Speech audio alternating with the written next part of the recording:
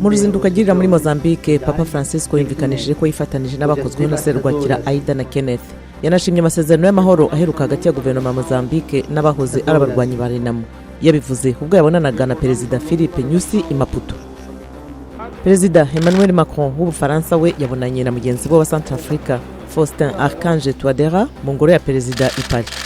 Minisitiri w'ubutegetsi bw'igihugu wa Espagne Fernando Grande Marlaska yabonanye na mugenzi we wa Maroc Abdelatif Laftif mu murwa mukuru wa Maroc, baganira kuri buri kibazo kiri hagati y'ibihugu byombi.